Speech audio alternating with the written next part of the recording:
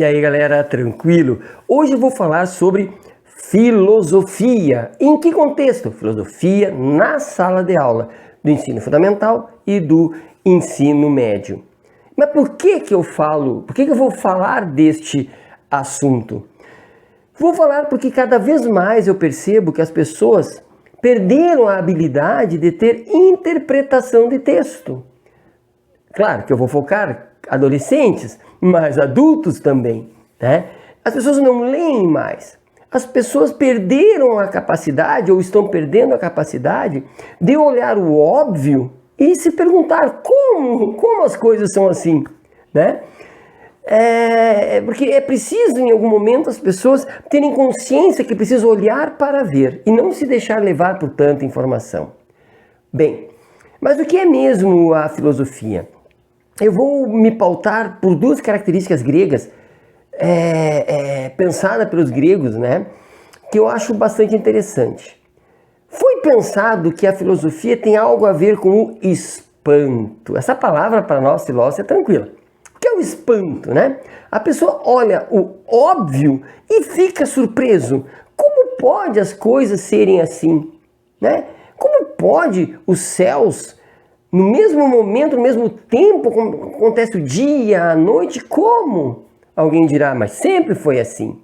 Mas aquele que quer se dedicar à filosofia vai se perguntar, mas por quê? Vai ficar espantado com as coisas que parecem óbvias. Eu lembro, inclusive, quando eu perguntei, quando eu era criança, para o meu pai, mas por que tem tantos pobres, né? E ele disse, mas sempre foi assim, né? E então me parece que ele fugiu do espanto.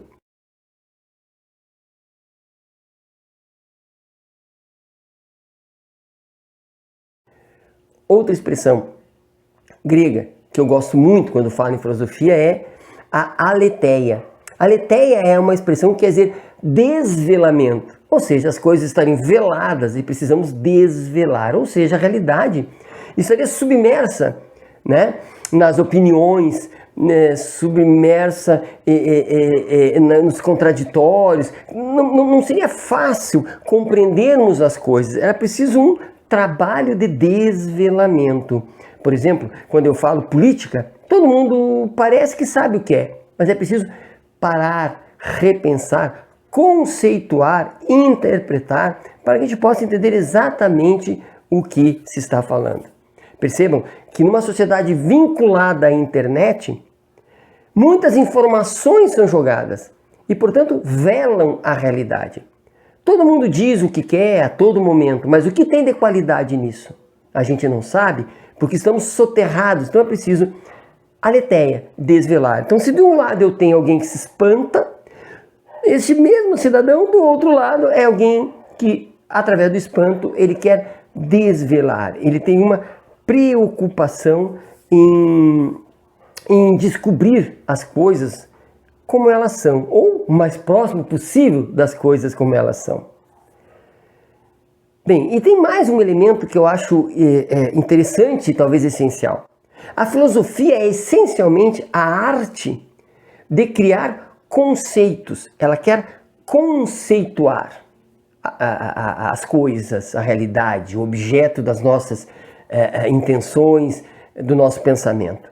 O que é conceituar? Conceituar é pegar toda uma realidade, todo um conjunto de objetos, identificar o que eles têm em comum e em que diferem, buscando organizá-los através daquilo que eles têm em comum e, portanto, é possível defini-los, conceituá-los. Ou seja, eu olho a realidade, eu abstraio, vou para as ideias e lá nas ideias eu organizo a realidade e posso falá-la através de conceitos. O bem, o mal, político, o belo, o feio.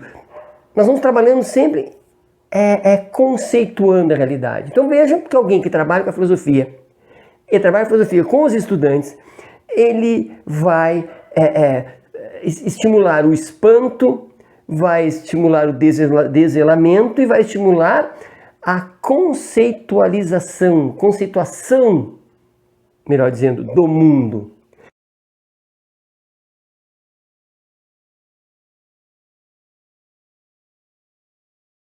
Percebam? Vai exigir que o adolescente, que o jovem abstraia. Para abstrair, ele deverá ter interpretação de texto, porque vai ter que ler. E o texto é o mundo, o texto é o dicionário, o texto é o caderno, o texto são as relações. Percebem quão bacana é trabalharmos essas questões com a gurizadinha ali do ensino fundamental 2 e ensino médio. Olha que bacana. E qual é o instrumento? É preciso instrumentos, né? Os instrumentos intelectuais, vamos chamar assim, para fazer todo esse movimento. Eu diria que são o seguinte: se perguntar o que é, portanto, conceito, seja lá o que for, o que é, né? Por que é? Cooperar, ou seja, agora vamos socializar, dialogar o que é, por que é com as demais pessoas, em um ambiente de sala de aula. Depois disso, nós vamos aferir, nós vamos testar, ou seja, o que é, por que é, depois de uma postura cooperativa, né? Termos trabalhado em conjunto todas essas informações, dialogado, agora nós vamos aferir com a realidade. Realmente o que é, por que é, confere? É realmente assim? Acontece assim? Olha que interessante. E aferir pode ser simplesmente abrir a porta da sala de aula e conferir. Pode ser chamar professor de ciências. Pode ser chamar professor de geografia, de história, de língua portuguesa para ver a linguagem, como as coisas se colocaram, se faz sentido. Percebe? As demais ciências estabelecidas na sala de aula podem ser testadas por sujeitos estimulados ao espanto, à aletheia, ou seja, desvelamento, e que cooperam. Agora nós vamos conversar sobre isso. Percebem? A mudança é radical. Porque veja bem, aquele aluno que estuda porque tem que estudar, será um aluno que estuda porque ele está espantado. Portanto, a filosofia tem essa característica importante: deixar as pessoas querendo e curiosas sobre o mundo, para poder tentar interpretá-lo. Outro elemento que a gente pode trabalhar nas aulas de filosofia é que o mundo social, ele é feito de informação, conhecimento, eu chutaria filosofia ou sabedoria. Percebe? A informação é tudo aquilo que está chegando a todo momento, que não dá nem tempo de nós refletirmos. Isso é informação. É só ligar o celular ali, né? É só ouvir a conversa da vizinha, é só ler um jornal, tudo é informação. Todos têm acesso à informação. Ah, mas eu não tenho internet. A informação, o vizinho conta alguma coisa, as informações. As informações são muito próximas dos sentidos. Eu tenho informação porque eu ouço, porque eu vejo, porque eu leio, porque eu toco, muito próxima dos sentidos. Né? E o que é o conhecimento? O conhecimento é quando eu subo desta mera informação e eu vou compreender, eu vou questionar, eu vou relacionar, eu vou testar. E a sabedoria é basicamente, e agora? Após a informação se tornar conhecimento, como vamos utilizar isso? É moral? É ético? É importante? É cooperativo? É destrutivo? O que é isso? Como nós vamos fazer isso? Né? Agora que nós temos esse conhecimento, né? Provavelmente competirá aos professores dizerem: olha, meu estudante, agora que tu tens esse conhecimento, tu tens também a responsabilidade de saber o que fazer com ele. Percebe a filosofia como ela assim, traz para a alma aquele conhecimento que está ali circulando. Traz para a alma no sentido de, agora eu tenho consciência, e tendo consciência, dirá o estudante, eu preciso saber o que fazer com isso. E já terminando, tá, mas e alguém me perguntará, mas e filosofia então qualquer assunto pode ser visto, testado, trabalhado com a filosofia, através da filosofia? Em princípio sim, mas eu estou falando em sala de aula. Portanto, nós estamos, professores, submetidos a conteúdos previstos, né? A um calendário escolar. Ah, mas isso é um horror, né, professora Milcar? Precisamos ser livres? Eu não vejo assim. Porque, veja, nós não podemos trabalhar em informação, transformar em conhecimento, buscar a aletheia, ficarmos curiosos em uma sala de aula tão livres assim. Nós poderemos olhar o conteúdo, melhor, devemos olhar o conteúdo. E esse conteúdo vai nos dar um norte, um caminho em que nós falaremos a mesma coisa. Todas as pessoas que trabalham com a filosofia terão que trabalhar esses conteúdos e poderemos nos entender, trocar ideias.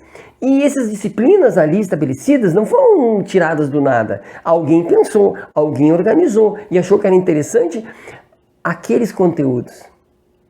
Então provavelmente vai aparecer, geralmente dá um pulo, né? Filosofia antiga e porque já está contemporânea. E às vezes a filosofia antiga, resquício de moderna e contemporânea, né? Mas é importante sim que nós tenhamos um norte, um conteúdo.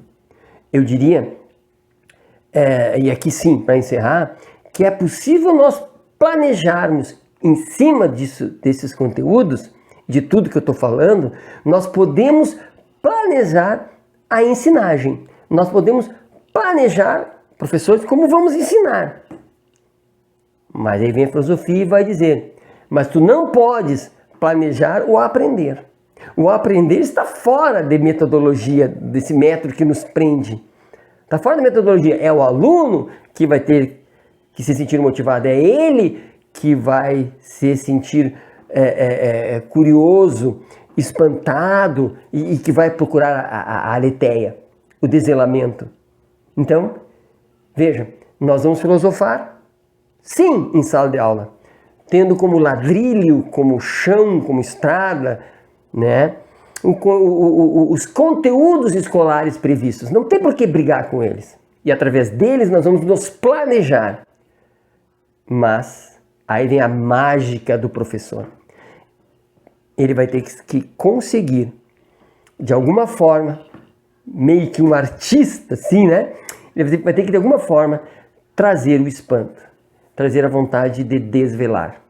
E aí é uma relação que vai se estabelecer caso a caso e que eu não tenho como dizer, faça assim, faça assado. A motivação vai depender desta relação. Portanto, fica aqui o meu desejo de que a filosofia tenha cada vez mais horas aula, cada vez mais abertura para que os estudantes tenham acesso. E eu diria mais, seria tão bom que os adultos também tivessem acesso. Certo? Abraço e até a próxima.